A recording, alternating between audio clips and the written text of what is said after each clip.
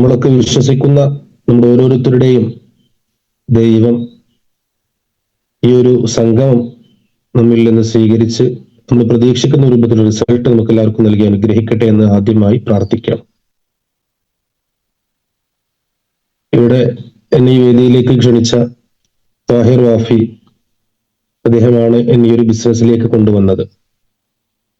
ഈ ബിസിനസ്സിലേക്ക് കൊണ്ടുവരാൻ വേണ്ടി അദ്ദേഹം എടുത്ത എഫേർട്ടുകൾ ഒരുപക്ഷെ ഈ ഒരു സമയത്ത് ഞാൻ ആലോചിക്കുമ്പോൾ വല്ലാതെ എന്നോട് തന്നെ എനിക്കൊരു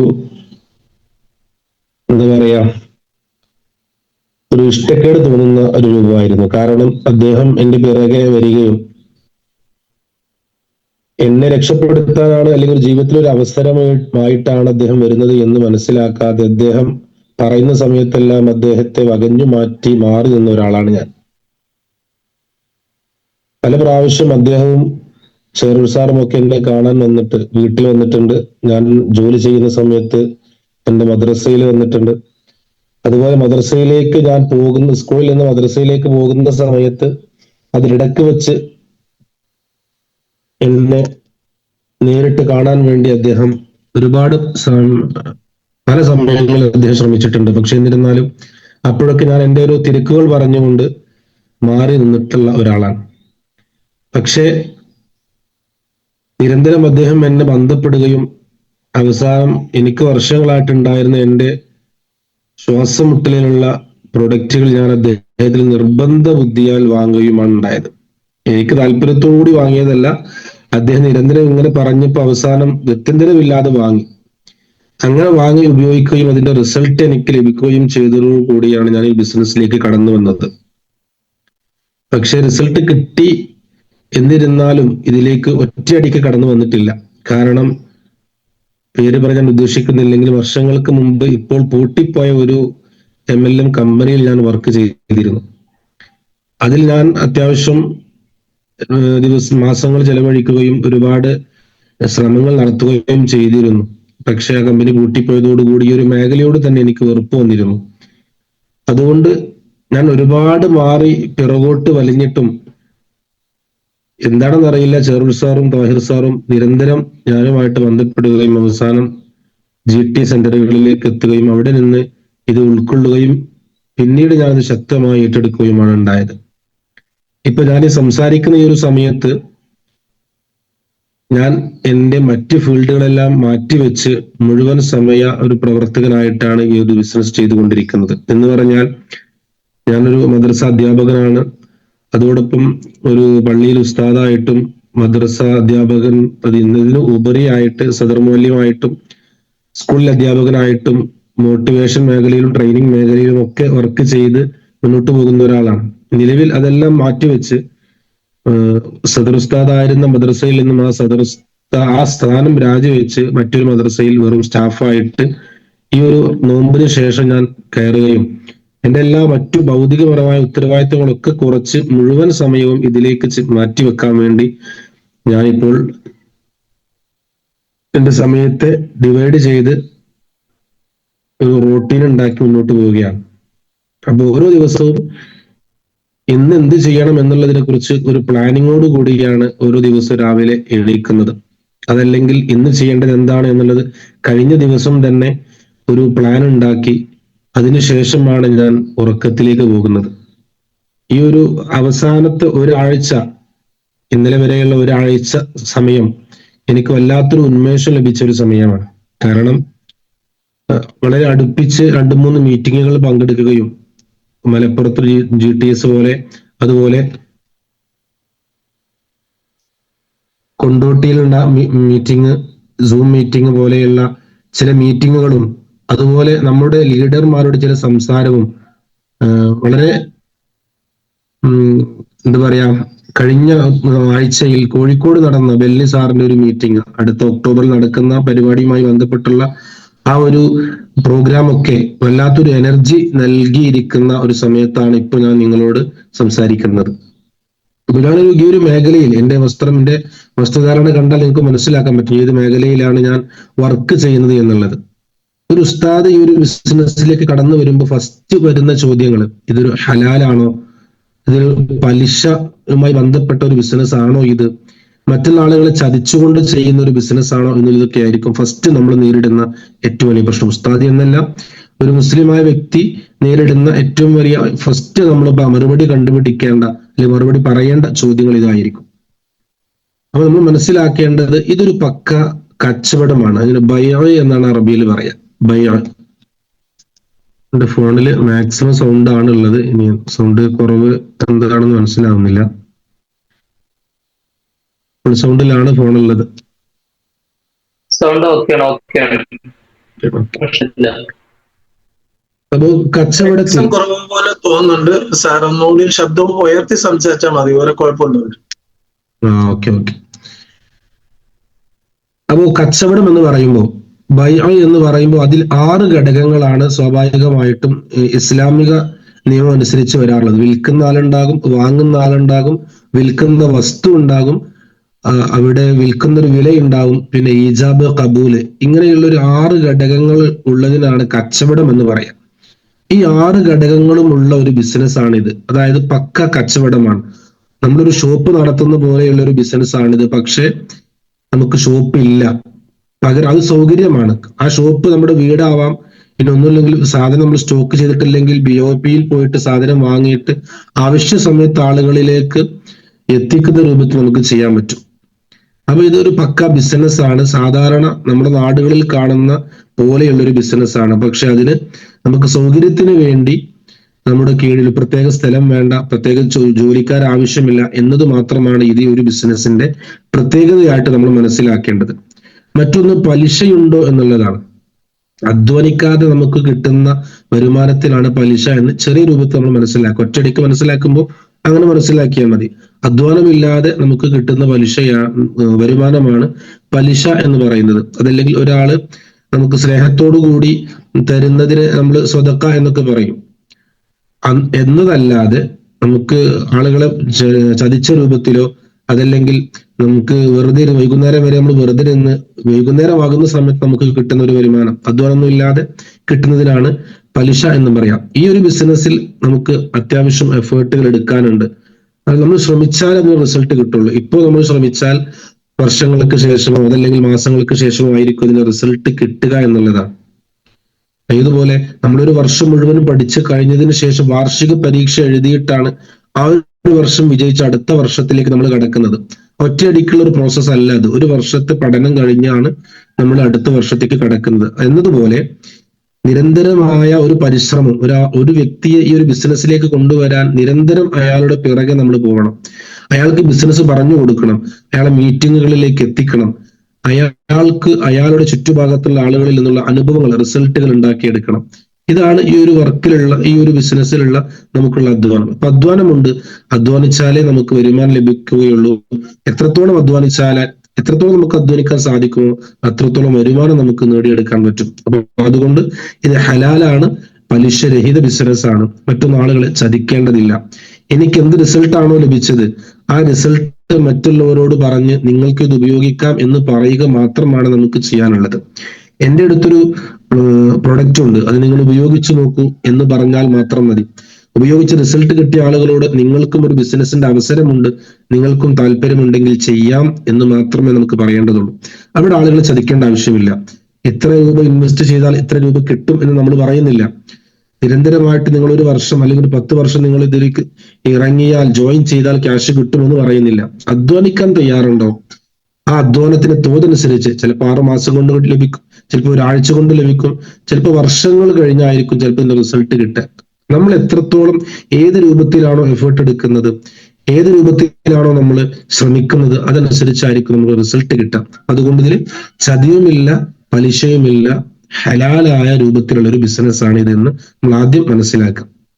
മറ്റൊന്ന്, സ്വാഭാവികമായിട്ടും ഈ ഒരു വേഷം ധരിച്ച് നമ്മൾ ഒരു ബിസിനസ്സിലേക്ക് ഇറങ്ങുമ്പോൾ ഒരു ഉസ്താദ് എന്തിനു ഈ ഒരു ബിസിനസ് ചെയ്യണം? അയാൾക്ക് പഠിച്ച മേഖലയുണ്ടല്ലോ, അയാൾക്ക് മദ്രസയിൽ നിന്നാൽ പോരെ, അല്ലെങ്കിൽ പള്ളിയിൽ ജോലി ചെയ്താൽ പോരെ, അല്ലെങ്കിൽ ഇംഗ്ലീഷ് മീഡിയം മേഖലയിൽ വർക്ക് ചെയ്താൽ പോരെ എന്നുള്ളൊരു ചോദ്യം പലപ്പോഴും നമ്മൾ നേരിടേണ്ടി വന്നിട്ടുണ്ട്. അവിടെ നമുക്ക് പറയാനുള്ളത്, എൻ്റെ ജീവിതത്തിൽ എവിടെ എത്തണം എന്നുള്ളതും നിലവിലുള്ള എൻ്റെ ജീവിത സാഹചര്യവും മുന്നോട്ടുള്ള എൻ്റെ ജീവിത സാഹചര്യവും തുലനം ചെയ്ത് കൃത്യമായ ഒരു മറുപടി, എന്റെ ജീവിതം എങ്ങനെ മുന്നോട്ട് പോകണം എന്നുള്ളതിനെ കുറിച്ച് എനിക്കൊരു ധാരണ ഉണ്ടാവണം എന്നുള്ളതാണ്. അപ്പോ ഒരു ഉസ്താദ് എന്ന നിലക്ക് എനിക്ക് സാമ്പത്തികമായിട്ടൊരു ഭദ്രത ഉണ്ടാവണം. നിലവിൽ ആ ഒരു മേഖലയിൽ ഞാൻ വർക്ക് ചെയ്യുമ്പോൾ എനിക്ക് കിട്ടുന്ന വരുമാനം അത് എന്റെ ജീവിത ചുറ്റുപാടുമായി ബന്ധപ്പെട്ട് മുന്നോട്ട് കൊണ്ടുപോകുന്നതിൽ ഞാൻ സംതൃപ്തനല്ല. ഈ ഒരു തിരിച്ചറിവ് കൊണ്ടാണ് ഞാൻ ഒരു ബിസിനസ്സിലേക്ക് കടന്നു വരുന്നത്. എന്നാൽ എന്റെ ഐഡന്റിറ്റി ഉസ്താദ് എന്ന നിലക്ക് തന്നെയാണ് ഞാൻ മുന്നോട്ട് പോകുന്നത്. രാവിലെ മദ്രസ ഇപ്പോഴും നിലവിലുണ്ട്. അത് കഴിഞ്ഞ് മറ്റു ജോലികൾ മാറ്റിവെച്ചാണ് ഇപ്പോൾ മുന്നോട്ട് പോയിക്കൊണ്ടിരിക്കുന്നത്. മറ്റൊന്ന്, നബി സല്ലല്ലാഹു അലൈഹി വസല്ലം തങ്ങളോട് സ്വഹാബികൾ ചോദിക്കുന്നുണ്ട്, നബി ഏറ്റവും നല്ല ജോലി എന്താണ് എന്ന് ചോദിക്കുമ്പോൾ നബി തങ്ങൾ പറയുന്ന മറുപടി, ഒരാൾ അയാളുടെ കൈകൊണ്ട്, അതായത് സ്വയം അധ്വാനം കൊണ്ട് ചെയ്യുന്ന ജോലിയാണ് ഏറ്റവും നല്ല ജോലി എന്ന് പറയുന്നത്. ഇത് നമ്മുടെ അധ്വാനം കൊണ്ട് ചെയ്യുന്ന ജോലിയാണ്. നമ്മുടെ അധ്വാനം ഇല്ലാതെ നമുക്ക് ഒരിക്കലും വരുമാനം കിട്ടുന്നില്ല. അതുകൊണ്ട് ഇത് ആ രൂപത്തിൽ ഏറ്റവും നല്ല തൊഴിലായിട്ട് നമുക്ക് മനസ്സിലാക്കാൻ പറ്റും. ഏറ്റവും നല്ലത് കച്ചവടമാണ്. ആ കച്ചവടമാണ് നമ്മൾ ചെയ്തുകൊണ്ടിരിക്കുന്നത്. മണി ചെയിൻ അല്ല എന്നുള്ളത് നമ്മൾ ആദ്യം മനസ്സിലാക്കാം. മണി ചെയിൻ എന്നുള്ളത് സമ്പത്ത്, പണം കൈമാറ്റം ചെയ്തു പോകുന്നതിനാണ് മണി ചെയിൻ എന്ന് പറയാം. നമ്മളിവിടെ സമ്പത്ത് കൈമാറ്റം ചെയ്തു പോകുന്നില്ല.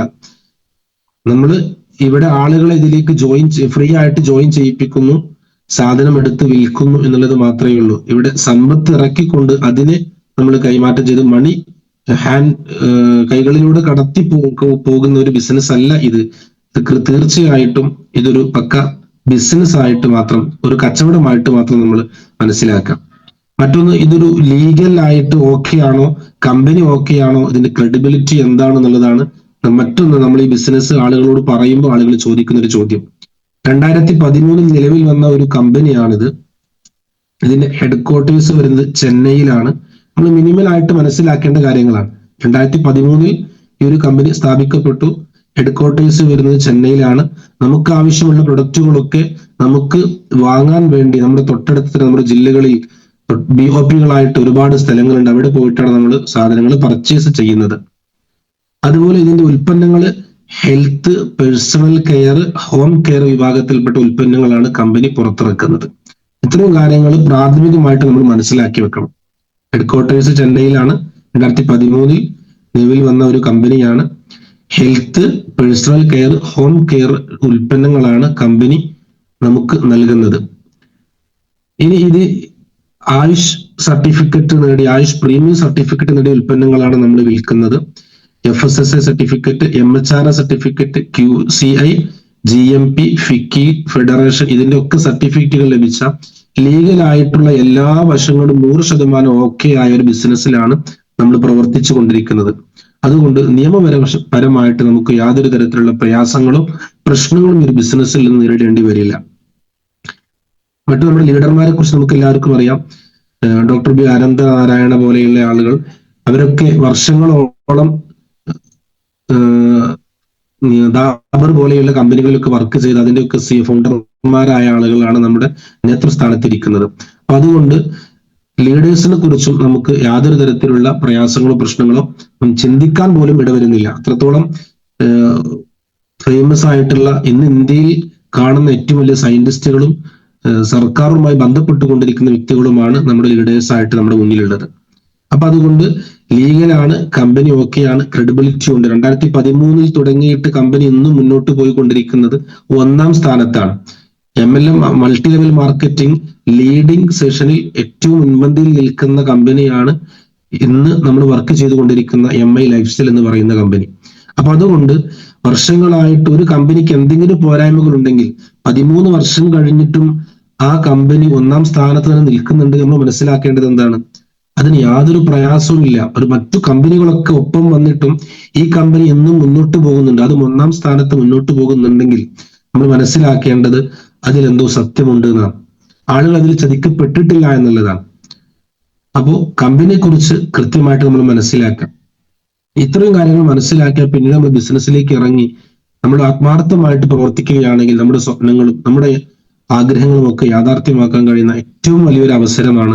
സാധാരണക്കാരനെ സംബന്ധിച്ച് വലിയ മുതൽ മുടക്കില്ലാതെ, എന്നാൽ നാം നിലവിൽ അധ്വാനിച്ചു കൊണ്ടിരിക്കുന്ന അധ്വാനം അതിൻ്റെ ആ ഒരു രൂപത്തെ ഈ ഒരു ബിസിനസ്സിലേക്ക് മാറ്റിയാൽ 5-6 വർഷങ്ങളെ കൊണ്ട് തന്നെ പ്രതീക്ഷിക്കുന്നതിലപ്പുറത്തേക്ക് വരുമാനം നേടാൻ പറ്റുന്ന വലിയൊരു അവസരമാണ് ഈ ഒരു അവസരം.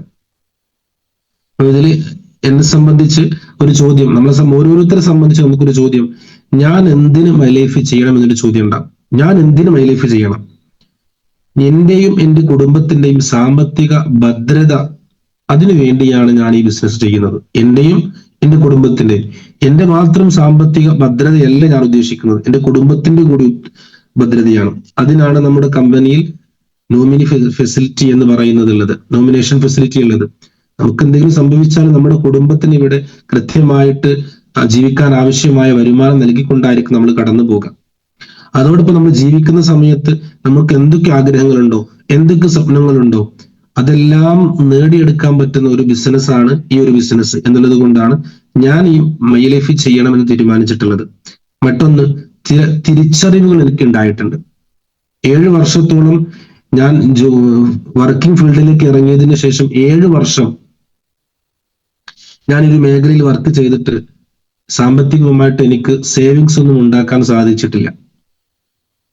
അതിനു പകരം കടങ്ങളാണ് ചില രൂപത്തിലേക്ക് എന്നെ മുന്നോട്ട് നയിച്ചുകൊണ്ടിരിക്കുന്നത്. ഈ ഒരു അവസ്ഥയിൽ ഞാൻ മുന്നോട്ട് പോവുകയാണെങ്കിൽ 10 വർഷം കഴിഞ്ഞാൽ എന്റെ കടങ്ങൾ കൂടുക എന്നല്ലാതെ സാമ്പത്തികമായിട്ട് ഒരു നേട്ടം എനിക്ക് ഉണ്ടാക്കാൻ സാധിക്കില്ല. എന്നെ സംബന്ധിച്ച് പേഴ്സണൽ ആയിട്ട് എനിക്കൊരു വീട് വെക്കണം, എന്റെ പെങ്ങള് വളർന്നു വരുന്നുണ്ട്, പെങ്ങളെ കല്യാണം കഴിച്ചു കൊടുക്കണം, സ്ഥലം വാങ്ങിയിട്ട് വേണം വീട് വെക്കാൻ, കുടുംബവുമായി സഞ്ചരിക്കാൻ ഒരു കാറ് വേണം.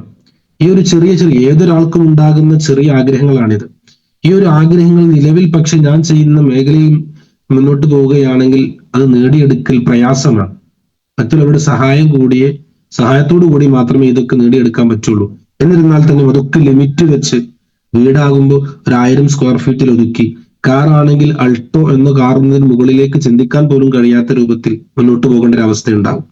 എന്നാൽ ഇപ്പോ തിരിച്ചു ഞാൻ ഈ ഒരു ബിസിനസ് ഏറ്റെടുത്ത് 7 മാസം മാത്രമേ ആയിട്ടുള്ളൂ. 7 മാസം എന്ന് പറയുന്നത് ഞാൻ ഐഡിയ അടിച്ച് 1.5 വർഷങ്ങൾക്ക് മുമ്പ് തന്നെ ടോയർ ഓഫ് ഐഡിയ അടിച്ചിട്ടുണ്ട്.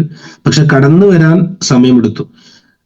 ആക്റ്റീവായി ചെയ്ത് 7 മാസമാണ് ഇപ്പോൾ ആയിട്ടുള്ളത്. ഈ ഒരു 7 മാസം കൊണ്ട് എനിക്ക് എന്റെ ചിന്തയിൽ, എനിക്ക് എന്റെ ആഗ്രഹങ്ങളിൽ, എനിക്ക് എന്റെ സ്വപ്നങ്ങളിൽ വലിയ ഉയർച്ചയാണ് വന്നിട്ടുള്ളത്. എത്രത്തോളം എന്ന് വെച്ചാൽ ഞാൻ എന്റെ പെങ്ങളോട് പറഞ്ഞിട്ടുള്ളത്, അവള് +1 പഠിച്ചുകൊണ്ടിരിക്കുക, ഡിഗ്രി പഠനം കഴിഞ്ഞതിന് ശേഷം നിന്നെ കല്യാണം കഴിപ്പിക്കുന്നുണ്ടെങ്കിൽ അത് ഞാൻ വാങ്ങിയ സ്വന്തമായിട്ടുള്ള ഒരു കാറിലായിരിക്കും, പരമാവധി മൈ ലൈഫ് ചെയ്യുന്ന ഒരാളെ ആയിരിക്കും നിനക്ക് ഭർത്താവായിട്ട് കണ്ടുപിടിക്കുക. ഇന്നലെ കൂടി അവളോട് പറഞ്ഞ വാക്കാണ്. അത്രത്തോളം ബിസിനസ് എന്താണ് എന്നുള്ളതും ഈ ബിസിനസ് ചെയ്യുന്ന ആളുകൾ എത്രത്തോളം ഉയരും എന്നുള്ളത് മനസ്സിലാക്കിയത് കൊണ്ടാണ് ഞാൻ അങ്ങനെ എന്റെ സ്വന്തം പെങ്ങളോട് പറയാൻ ധൈര്യം കാണിച്ചത്. ഇൻഷാ അല്ലാഹ് അവളെയും ഞാൻ ഈ ബിസിനസ്സിലേക്ക് കൊണ്ടുവരും. 18 വയസ്സാവാൻ കാത്തിരിക്കണം. എന്റെ നേരെ താഴെയുള്ള എന്റെ പെങ്ങള്, അവൾ ഇന്ന് ജോയിൻ ചെയ്ത് സ്റ്റാർ റാങ്കിൽ സിൽവർ റാങ്കിൽ എത്തി നിൽക്കുന്നുണ്ട്. അപ്പോ കുടുംബവുമായി ചെയ്യാൻ പറ്റിയ ഏറ്റവും നല്ല ബിസിനസ് കൂടിയാണ് ഇത്. അപ്പോൾ തിരിച്ചറിവുകളാണ് നമ്മൾ മുന്നോട്ട് കൊണ്ടുപോയിരിക്കുന്നത്. എന്താണ് തിരിച്ചറിവ്? No investment needed. നമുക്ക് ഇൻവെസ്റ്റ്മെന്റ് ആവശ്യമില്ലാത്തൊരു ബിസിനസ്സാണ്. ഞാൻ പറഞ്ഞല്ലോ, ഈ ഒരു മേഖലയിലേക്ക് കടന്നു വരുന്നതിന് മുമ്പ് തന്നെ ജീവിതത്തിൽ രക്ഷപ്പെടണമെങ്കിൽ ഒരു ബിസിനസ് വേണം എന്ന് സത്യം ഞാൻ മുമ്പ് മനസ്സിലാക്കിയിരുന്നു. അതുകൊണ്ട് തന്നെ പൈസ ഇൻവെസ്റ്റ് ചെയ്തുകൊണ്ട് 3-4 ബിസിനസ്സും ഞാൻ ചെയ്തിട്ടുണ്ടായിരുന്നു. പക്ഷെ അതെല്ലാം 1 വർഷം മുന്നോട്ട് പോയി അത് കഴിഞ്ഞ് ക്ലോസ് ചെയ്യേണ്ട അവസ്ഥ ഉണ്ടായിട്ടുള്ളത്. ചില ബിസിനസ്സുകളിൽ പൈസ മുതൽ മുടക്ക് കിട്ടി, ചിലതിൽ മുതൽ മുടക്കം പോലും കിട്ടാത്ത രൂപത്തിൽ നഷ്ടപ്പെട്ടു പോയിട്ടുണ്ട്. പക്ഷെ എന്നിരുന്നാലും ബിസിനസ്സാണ് എന്നെ മുന്നോട്ട് നയിക്കുകയുള്ളൂ എന്ന സത്യം ഞാൻ മനസ്സിലാക്കിയിട്ടുണ്ടായിരുന്നു.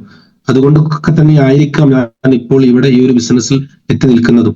അപ്പൊ ഇൻവെസ്റ്റ്മെന്റ് ആവശ്യമില്ലാത്ത ബിസിനസ്സാണ്. എന്നാൽ വളരെ വേഗത്തിൽ തന്നെ നമ്മൾ വർക്ക് ചെയ്യുന്നതനുസരിച്ച് ഉയരം താണ്ടാൻ സാധിക്കുന്ന ഒരു ബിസിനസ് കൂടിയാണ്. മറ്റൊന്ന്, എനിക്ക് മാത്രമല്ല വരുമാനം കിട്ടുന്നത്, ഞാൻ ഈ ബിസിനസ്സിലേക്ക് അസോസിയേറ്റ് ചെയ്തിട്ടുള്ള എന്റെ താഴെ വരുന്ന ആളുകൾക്കെല്ലാം ജീവിതത്തിൽ അവര് വർക്ക് ചെയ്യുന്നതനുസരിച്ച് ഉയർച്ച നേടിക്കൊടുക്കാൻ സാധിക്കുന്ന ഒരു ബിസിനസ് കൂടിയാണിത്. അവർ കൊണ്ടുവരുമ്പോൾ അവരെന്റെ താഴെയാണെന്നോ അവരെന്റെ മുകളിലാണോ എന്നുള്ളത് ഇവിടെ പ്രാധാന്യമല്ല.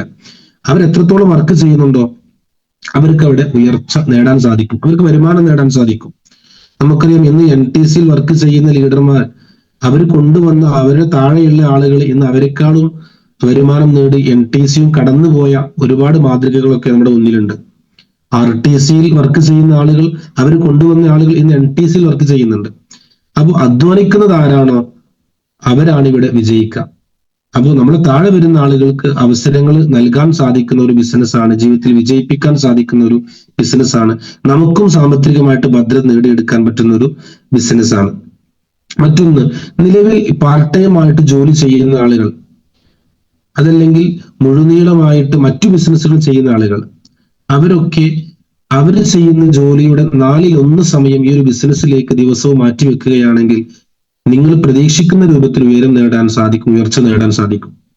എന്നെ സംബന്ധിച്ച് രാവിലെ 10 മണി മുതൽ വൈകുന്നേരം 4 മണി വരെ സ്കൂളിൽ അധ്യാപകനായിട്ട് ജോലി നോക്കുന്ന സമയത്ത് 5-6 മണിക്കൂർ അവിടെ വർക്ക് ചെയ്യുന്നുണ്ട്. രാവിലെ 10 മണി മുതൽ വൈകുന്നേരം 4 മണി വരെ ഓരോ ക്ലാസ്സുകളും കയറിയിട്ട് ക്ലാസ് എടുത്ത് വൈകുന്നേരം വീട്ടിലേക്ക് വരുന്നതിനടുക്ക് ആ എത്ര മണിക്കൂറാണോ അവിടെ വർക്ക് ചെയ്തത് അതിന് 1/4 സമയം, 1.5 മണിക്കൂറോ 2 മണിക്കൂറോ ദിവസം ഈ ബിസിനസ്സിലേക്ക് മാറ്റിവെച്ചാൽ നമുക്ക് ഉയർച്ച നേടാൻ സാധിക്കും. ഈ ഒരു 1.5 മണിക്കൂർ കൊണ്ട് 3-4 പേരോടെങ്കിലും ചുരുങ്ങിയത് ബിസിനസ് പ്ലാൻ പറയാൻ സാധിക്കും. അത് മാത്രം ഒരു ദിവസം ചെയ്താൽ മതി. തുടക്കം എന്നുള്ള നിലക്ക് ഒരു ദിവസം 1-2-3-4 ആളുകളോട് ഈ ഒരു ബിസിനസ് ഞാൻ ചെയ്യുന്ന മേഖല ഇപ്പോൾ ഇതാണ്, ഇതിനെക്കുറിച്ചുള്ള ചെറിയൊരു സന്ദേശം കൈമാറാൻ സാധിച്ചാൽ മാത്രം മതി. അവരെ തൊട്ടടുത്തുള്ള BOPയിലെ GT സെന്ററുകളിലേക്ക് എത്തിക്കാൻ സാധിക്കുക, നമ്മൾ ലീഡേഴ്സുമായിട്ട് അവരെ ബന്ധപ്പെടുത്താൻ സാധിക്കുക എന്നുള്ളത് മാത്രമാണ് നമ്മൾ ചെയ്യേണ്ടത്. അപ്പോൾ നിലവിൽ നമ്മൾ ചെയ്യുന്ന വർക്കിന്റെ 4-1-5 സമയം ഉപയോഗപ്പെടുത്തിയാൽ തന്നെ നമുക്ക് ഇതിൽ ഉയർച്ച നേടാൻ സാധിക്കും എന്നുള്ളത് ആദ്യം മനസ്സിലാക്കാം. അവിടേക്ക് ഉയർച്ച നേടാൻ സാധിക്കും എന്നുള്ളത് നമ്മൾ മനസ്സിലാക്കി തിരിച്ചറിഞ്ഞതിന് ശേഷം അവിടെയുള്ള സമയം കുറച്ചു കൊണ്ടുവന്ന് മുഴുവൻ സമയം ഇതിലേക്ക് മാറ്റിവെക്കാൻ നമുക്ക് സാധിക്കുമെങ്കിൽ കൂടുതൽ വേഗത്തിൽ നമുക്ക് ഉയർച്ചകൾ, ജീവിതത്തിൽ സ്വപ്നങ്ങൾ നേടിയെടുക്കാൻ സാധിക്കുമെന്നുള്ളതാണ്. മറ്റൊന്ന് നമ്മൾ മനസ്സിലാക്കേണ്ടത്, നമ്മുടെ ജീവിതത്തിലൊക്കെ വിജയിച്ച ആളുകൾ ഒരുപാടുണ്ട്. ഇന്ന് സാമ്പത്തികമായിട്ട് ഭദ്രത നേടിയ ഒരുപാട് ആളുകൾ നമ്മുടെ ചുറ്റുഭാഗത്തും ജീവിക്കുന്നുണ്ട്. പക്ഷെ അവരെ കുറിച്ചൊക്കെ ആളുകൾ നോക്കുമ്പോൾ നിലവിൽ അവർ ഏതൊരു പൊസിഷനിലാണോ നിൽക്കുന്നത് അത് മാത്രമേ നമ്മുടെ കണ്ണിൽ വരുന്നുള്ളൂ. നമ്മുടെ കാഴ്ചയിൽ അയാൾ ഇപ്പോൾ സഞ്ചരിക്കുന്നത് കോടിക്കണക്കിന് വിലയുള്ള കാറിലാണ്, ലക്ഷക്കണക്കിന് വിലയുള്ള വീടിലാണ് അയാൾ താമസിക്കുന്നത് എന്നുള്ളതാണ് നമ്മുടെ കാഴ്ചയിൽ ഒറ്റയടിക്ക് വരുന്നത്. പക്ഷെ അതിന് പിറകിൽ അയാൾ സഞ്ചരിച്ച ഒരുപാട് പ്രയാസങ്ങൾ നിറഞ്ഞ പാതയങ്ങൾ ഉണ്ടായിട്ടുണ്ട്, മുള്ളു നിറഞ്ഞ വഴികളിലൂടെയാണ് അവരൊക്കെ സഞ്ചരിച്ചിട്ടുള്ളത്. സാമ്പത്തികമായിട്ട് പിതാവിന്റെ കയ്യിൽ സമ്പത്തില്ലെങ്കിൽ ഇയാൾ വിജയിച്ചവരെല്ലാം തന്നെ ഒരുപാട് ബുദ്ധിമുട്ടുകളും പ്രയാസങ്ങളും നേടിയിട്ടാണ് മുന്നോട്ട് വന്നിട്ടുള്ളത്. നമുക്കറിയാം, വളരെ ഈ ഒരു സമീപകാലത്ത് സഞ്ജു സാംസൺ എന്ന് പറയുന്ന ഇന്ത്യൻ ക്രിക്കറ്റ് പ്ലെയർ, മലയാളിയായ അദ്ദേഹം 2020 വേൾഡ് കപ്പിൽ ഇന്ത്യക്ക് വേണ്ടി നല്ല രൂപത്തിൽ പ്രകടനം ചെയ്തു. അപ്പോഴൊക്കെ അദ്ദേഹത്തിന്റെ പിതാവ് പറഞ്ഞൊരു സംഭവമുണ്ട്. പിതാവ് പറഞ്ഞത്, ഇന്ന് അദ്ദേഹം ഇന്ത്യയുടെ മാൻ ഓഫ് ദി മാച്ചായി മാറിയിട്ടുണ്ടെങ്കിൽ അതിനെല്ലാം പിറകിൽ കൃത്യമായി ഓരോ ദിവസവും 8-10 മണിക്കൂർ ഇന്ത്യക്ക് വേണ്ടി കളിക്കാത്ത സമയത്ത് പോലും അദ്ദേഹം നെറ്റിൽ പ്രാക്ടീസ് ചെയ്തിരുന്നു എന്നുള്ളതാണ്. അപ്പോൾ ഭാവി മുന്നിൽ കണ്ടുകൊണ്ട് നിരന്തരമായ പ്രാക്ടീസ് ചെയ്തത് കൊണ്ടാണ് ഇന്ന് ഇന്ത്യക്ക് അഭിമാനമായി മാറിയ ഒരു പ്ലെയർ ആയിട്ട് സഞ്ജു സാംസൺ മാറാൻ സാധിച്ചിട്ടുള്ളത്. നമുക്കറിയാം, ഒരു ഓട്ട മത്സരത്തിൽ 1-ാം സ്ഥാനം നേടുന്ന ഒരു വ്യക്തി ഒരു ദിവസം വന്നുകൊണ്ട് ഇതിൽ 1-ാം സ്ഥാനം നേടുന്ന സമയത്ത് നമ്മൾ കാണുന്നത് അയാൾ വിജയിക്കുന്നതും അതിനുശേഷമുള്ള അയാളുടെ ആഹ്ലാദ പ്രകടനങ്ങളുമാണ്. പക്ഷെ അതിനപ്പുറത്ത് വർഷങ്ങൾ നീണ്ട പരിശ്രമമുണ്ട്, ഒരു കോച്ചിന്റെ നിരന്തരമായ പിന്തുടർച്ച ആ ഒരു വിജയത്തിന് പിന്നിലുണ്ട്, കൃത്യമായ ഭക്ഷണത്തിലുള്ള ക്രമീകരണം ആ ഒരു അത്ലറ്റിക്സിന്റെ പിറകിലുണ്ട്. അതിനൊക്കെ ശേഷമാണ് അയാൾ ഇന്ന് 1-ാം റാങ്ക് അതല്ലെങ്കിൽ ഓട്ട മത്സരത്തിൽ 1-ാം സ്ഥാനം നേടിയിട്ടുള്ളത്. അതുപോലെ നമുക്ക് വിജയിക്കണമെന്നുണ്ടെങ്കിൽ, നാം വിജയിച്ച് മറ്റുള്ളവരുടെ മുന്നിൽ തല ഉയർത്തി നിൽക്കണമെന്നുണ്ടെങ്കിൽ തീർച്ചയായിട്ടും ഇത്തരത്തിലുള്ള ഒരുപാട് പ്രതിസന്ധികളെ തരണം ചെയ്ത് മുന്നോട്ട് പോകേണ്ടതുണ്ട്. അതിനെ ഫേസ് ചെയ്യാൻ നമ്മൾ ഓക്കെയാണോ എങ്കിൽ നമുക്ക് വിജയിക്കാൻ സാധിക്കും. പ്രയാസങ്ങൾ ഉണ്ടാകും, പ്രശ്നങ്ങൾ ഉണ്ടാകും. ഒരു പുട്ട് അതിന്റെ കുറ്റിയിൽ നിന്ന് പുറത്തേക്ക് വന്ന് അവസാനം നമ്മൾ ഭക്ഷിക്കാൻ പാകത്തിലാകുന്നതിന് മുമ്പ് ഒരുപാട് കുത്തുകൾ പുറകിൽ നിന്ന് നിൽക്കുന്നുണ്ട്. ഒരുപാട് കുത്തുകൾ പിറകിൽ നിന്ന് ഏറ്റതിന് ശേഷമാണ് പുട്ടായിട്ട് അത് പുറത്തേക്ക് വരുന്നത്. അതിനു മുമ്പ് അതിനെ കുഴച്ചെടുത്ത് പരുവത്തിലാക്കിയിട്ട് അതിനുള്ളിലേക്ക് ഇടണം. ആ പരുവത്തിലാക്കാൻ പാകത്തിൽ വേണ്ട കൈകാര്യങ്ങളൊക്കെ നൽകുന്നത് നമ്മുടെ ലീഡർമാരാണ്, നമ്മുടെ ലീഡേഴ്സാണ്, നമ്മുടെ മീറ്റിങ്ങുകളാണ്. പരുവപ്പെടുത്തലുകൾക്ക് ശേഷവും അടച്ചു വെച്ചതിന് ശേഷം പിന്നീട് കുത്തി പുറത്തേക്ക് ഇടണം. അവിടെ വെക്കുന്നില്ല. പിന്നീട് അവരിലുള്ള കഴിവുകളൊക്കെ പിറകിൽ നിന്ന് കുത്തി പുറത്തേക്ക് ഇട്ടതിന് ശേഷമാണ് പ്ലേറ്റിലേക്ക് ഇത് ഒരു പുട്ടായിട്ട് വരുന്നത്. അപ്പൊ അതുപോലെ നമ്മൾ പുറത്തേക്ക് ഉപകാരപ്പെടുന്ന രൂപത്തിലുള്ള ഒരു ഉൽപ്പന്നമായിട്ട് നമ്മൾ വരണം. അതല്ലെങ്കിൽ ഉൽപ്പന്നം വിൽക്കുന്ന ഒരാളായിട്ട്, ഒരു ബിസിനസ്മാൻ ആയിട്ട് നമ്മൾ വരണം എന്നുണ്ടെങ്കിൽ കൃത്യമായിട്ടും ഇത്തരത്തിലുള്ള കുത്തുവാക്കുകൾ ഉണ്ടാവേണ്ടതുണ്ട്. പിറകിൽ നിന്ന് കുറെ കളിയാക്കുകൾ കേൾക്കേണ്ടതുണ്ട്. എന്നാലേ നമുക്ക് മുന്നോട്ടുള്ള ഊർജം കിട്ടുള്ളൂ. അതോടൊപ്പം ചില മൗൾഡിങ് പരുവപ്പെടുത്തലുകൾ ഉണ്ടാവേണ്ടതുണ്ട്. അത് നമ്മുടെ ലീഡർമാരുടെ ഭാഗത്ത് നിന്നും കൃത്യമായ മീറ്റിംഗ് സെന്ററുകളിൽ നിന്ന് നമുക്ക് കിട്ടുന്നുണ്ട്. ആ പരുവപ്പെടുത്തലുകൾ നമ്മൾ പല ആളുകൾ ബിസിനസ്സിലേക്ക് കയറി വന്ന് കൂടെയുള്ള ആളുകൾ അല്ലെങ്കിൽ വീട്ടിലുള്ള ആളുകൾ, സുഹൃത്തുക്കളൊക്കെ എന്തെങ്കിലും നെഗറ്റീവ് പറയുമ്പോഴേക്ക് നീ ആ ബിസിനസ്സിൽ പെട്ടുപോയോ, ഞാൻ മുമ്പ് ചെയ്തിരുന്നു, നീ പെടണ്ട എന്ന രൂപത്തിൽ ഒന്ന് രണ്ട് നെഗറ്റീവുകൾ പറയുമ്പോഴേക്ക്, അത് കേൾക്കുമ്പോഴേക്ക് നിർത്തിപ്പോകുന്ന ഒരവസ്ഥ നമ്മുടെ ഭാഗത്ത് നിന്ന് ഉണ്ടാവരുത് എന്നുള്ളതാണ്. ഇതൊക്കെ ഉണ്ടായാൽ, ഇതിനൊക്കെ തരണം ചെയ്ത് മുന്നോട്ട് പോയാലേ നമുക്ക് ലക്ഷ്യസ്ഥാനത്തെത്താൻ സാധിക്കുകയുള്ളൂ എന്നുള്ളത് നമ്മൾ ആദ്യം മനസ്സിലാക്കേണ്ടതുണ്ട്. അതായത് പ്രതിസന്ധികളെ തരണം ചെയ്യാൻ മനക്കരുത്ത് നമുക്ക് ഉണ്ടാക്കിയെടുക്കണം. എന്തെങ്കിലും ഒരു നെഗറ്റീവ് കേൾക്കുമ്പോഴേക്ക് ഞാൻ ഇത് ചെയ്യുന്നില്ല എന്ന് തീരുമാനിക്കുന്നതിന് പകരം ആ പറഞ്ഞതിൽ എന്തെങ്കിലും യാഥാർത്ഥ്യമുണ്ടോ എന്ന് നമ്മുടെ ലീഡേഴ്സിനോട് ചോദിച്ച് മനസ്സിലാക്കാൻ നമ്മൾ ആദ്യം തന്റെ ഇടം കാണിക്കണം. അധ്യാപകർ സാധാരണ ക്ലാസ് റൂമുകളിൽ പറയാറുണ്ട്, നിങ്ങൾക്കുള്ള സംശയങ്ങൾ എണീറ്റ് നിന്ന് ചോദിക്കണം എന്നുള്ളത്. അതുപോലെ തന്നെ നമുക്കുള്ള സംശയങ്ങൾ നമ്മുടെ ലീഡേഴ്സിനോട് തീർത്ത് വേണം നമ്മൾ മുന്നോട്ട് പോകാൻ. അപ്പോ ഇതൊക്കെയാണ് ഈ ഒരു ബിസിനസ്സുമായി ബന്ധപ്പെട്ട് നമ്മൾ മുന്നോട്ട് പോകുമ്പോൾ ശ്രദ്ധിക്കേണ്ട ചില കാര്യങ്ങൾ. മറ്റൊന്ന്, ഇന്ന് ഞാൻ ഇവിടെ നിൽക്കുന്ന സമയത്ത് ഒരുപാട് സ്വപ്നങ്ങളുമായിട്ടാണ് മുന്നോട്ട് പോയിക്കൊണ്ടിരിക്കുന്നത്. സ്വപ്നങ്ങൾ കാണാൻ എന്നെ പ്രേരിപ്പിച്ചത് ഒരു ബിസിനസ്സാണ്. നേരത്തെ പറഞ്ഞ പോലെ നിലവിൽ വർക്ക് ചെയ്യുന്ന മേഖലയിൽ ഞാൻ മുന്നോട്ട് പോയിരുന്നുവെങ്കിൽ എങ്ങനെയെങ്കിലും ഒരു വീട് വെക്കണം, എങ്ങനെയെങ്കിലും ഒരു സെക്കൻഡ് ഹാൻഡ് കാറ് വാങ്ങണം എന്നത് മാത്രമേ ചിന്തിക്കുമായിരുന്നുള്ളൂ. എന്നാൽ ഇന്ന് എവിടെയും ഞാൻ വലിയ റാങ്കുകളൊന്നും എത്തിയിട്ടില്ലെങ്കിലും ഇതിന്റെ ബിസിനസ് സാധ്യത എത്രത്തോളം ഉണ്ട്, അവസരം എത്രത്തോളമാണ് എന്നുള്ളത് മനസ്സിലാക്കിയതിന്റെ അടിസ്ഥാനത്തിൽ വലിയ സ്വപ്നങ്ങളുമായിട്ടാണ് ഇന്ന് മുന്നോട്ട് പോയിക്കൊണ്ടിരിക്കുന്നത്. വീടെന്നത് 1000 സ്ക്വയർ ഫീറ്റിനേക്കാൾ ഇപ്പോൾ തന്നെ 10 മടങ്ങ് അപ്പുറത്തേക്ക് എത്തിക്കഴിഞ്ഞു. ഒരു ചെറിയ സെക്കൻഡ് ഹാൻഡ് കാറ് എന്നുള്ളതിൽ നിന്നും വലിയ കാറുകൾ നേടണം എന്നുള്ള ആഗ്രഹത്തിലേക്ക് എത്തിക്കഴിഞ്ഞു. എന്റെ പെങ്ങളെ കല്യാണം കഴിപ്പിക്കുന്നുണ്ടെങ്കിൽ അതൊരു മൈലഫി ചെയ്യുന്ന ആളെ കൊണ്ടായിരിക്കണം എന്നൊരു ആഗ്രഹം മനസ്സിൽ വരുന്നുണ്ട്.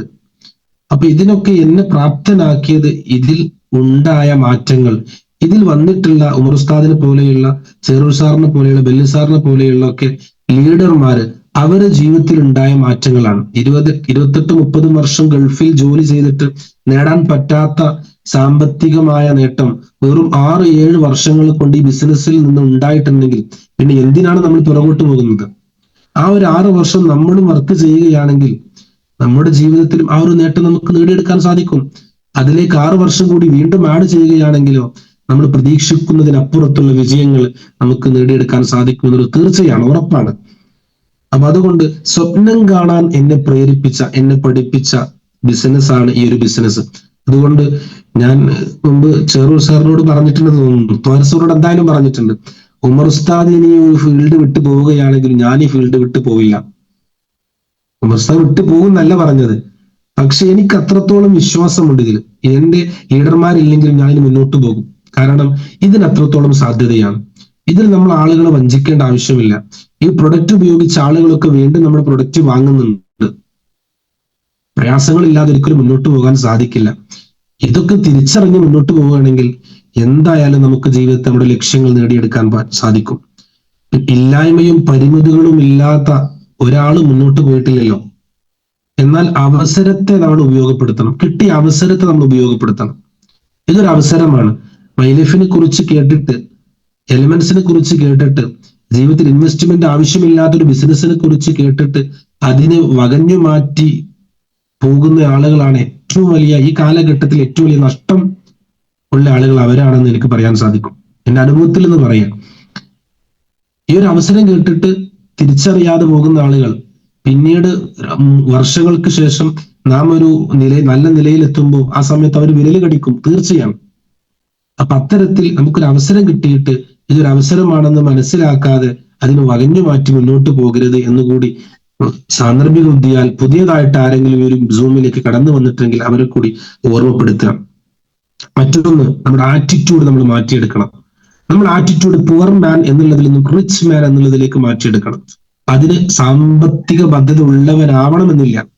ആ സാമ്പത്തിക ശേഷി ഉണ്ടാവണം എന്നുള്ള ചിന്ത നമുക്കുണ്ടെങ്കിൽ, സാമ്പത്തികമായിട്ട് കഴിവുണ്ടാകും കുറച്ച് കഴിഞ്ഞാൽ എന്നൊരു ചിന്ത നമുക്കുണ്ടെങ്കിൽ, റിച്ച് മാൻ ആവണം എന്നുള്ളൊരു ചിന്ത നമുക്കുണ്ടെങ്കിൽ, ബിസിനസ്മാൻ സക്സസ്ഫുൾ ബിസിനസ്മാൻ ആവണം എന്ന ചിന്ത നമുക്കുണ്ടെങ്കിൽ, നമ്മുടെ ആറ്റിറ്റ്യൂഡിനെ ഇപ്പോഴും നമ്മൾ റിച്ച് മൈൻഡിലേക്ക് മാറ്റണം. ഇപ്പോഴും നമ്മൾ പല ആളുകളും പൂർ മൈൻഡിലാണ് നിൽക്കുന്നത്. ഒരു ദാരിദ്ര്യ രേഖക്ക് താഴെയാണ് നമ്മുടെ മൈൻഡ് ഇപ്പോഴും നിൽക്കുന്നത്. അതിനെ മാറ്റി നമ്മൾ റിച്ച് മൈൻഡിലേക്ക് കൊണ്ടുവരണം. അതിന് നമ്മുടെ ലേസിനെസ്, മടിയെ നമ്മൾ ഇല്ലാതാക്കണം. അതിന് കൺസിസ്റ്റന്റ് ആയിട്ടുള്ള ഒരു പതിവ് റൂട്ടീൻ ഉണ്ടാക്കിയെടുക്കണം. അതല്ലെങ്കിൽ കൃത്യമായിട്ടുള്ള ഒരു പ്ലാനിങ് നമ്മൾ ഉണ്ടാക്കിയെടുക്കണം. മടി ഇല്ലാതെ പ്ലാനിങ്ങോട് കൂടി മുന്നോട്ട് പോയാൽ നമുക്ക് പുവർ മാൻ എന്നുള്ളതിൽ നിന്ന് റിച്ച് മാൻ എന്നുള്ള അവസ്ഥയിലേക്ക് എത്താൻ പറ്റും. അതുപോലെ സൊല്യൂഷനുകൾ കണ്ടെത്താനാണ് നമ്മൾ ശ്രദ്ധിക്കേണ്ടത്. കംപ്ലൈന്റുകൾ കണ്ടെത്താനല്ല ശ്രമിക്കേണ്ടത്. പുവർ മാന്റെ പ്രത്യേകത എന്താണ്? അയാൾ എപ്പോഴും കംപ്ലൈന്റുകൾ പറഞ്ഞുകൊണ്ടിരിക്കും. ഒരു ദാരിദ്ര്യ രേഖയ്ക്ക് താഴെ നിൽക്കുന്ന സാമ്പത്തികമായിട്ട് ശേഷിയില്ലാത്ത ഒരാൾ സാധാരണക്കാരൻ എന്ന് സ്വയം പറയുകയും അയാൾ തന്റെ അവസരങ്ങളെ, തന്റെ ജോലിയെ, തന്റെ കുടുംബക്കാരെ ഒക്കെ കുറ്റപ്പെടുത്തിക്കൊണ്ടിരിക്കും. നേരെ മറിച്ച് ഈ ഒരു ബിസിനസ്സിലേക്ക് കടന്നു വന്നത് മുതൽ നമ്മുടെ ആറ്റിറ്റ്യൂഡ് നമ്മൾ മാറ്റണം. അവിടെ നമ്മൾ സൊല്യൂഷൻ കണ്ടുപിടിക്കണം. ഒരു ആളെ ഈ ബിസിനസ്സിലേക്ക് കൊണ്ടുവരാൻ ഞാൻ എന്ത് ചെയ്യണം എന്നുള്ളത് നമ്മൾ ഇപ്പോൾ തന്നെ മനസ്സിലാക്കണം. ഒരാളെ കൊണ്ടുവരാനുള്ള സൊല്യൂഷൻ, അതല്ലെങ്കിൽ ഒരു പ്രൊഡക്റ്റ് കൊടുത്തിട്ട് റിസൾട്ട് കിട്ടിയില്ല, അടുത്ത സ്റ്റേജ് എന്താണ്? സൊല്യൂഷൻ നമ്മൾ കാണണം. അതുപോലെ നിലവിൽ ബിസിനസ്സിലേക്ക് കടന്നു വന്നയാൾ വേണ്ട രൂപത്തിൽ മുന്നോട്ട് പോകുന്നില്ല, സൊല്യൂഷൻ നമ്മൾ കാണണം.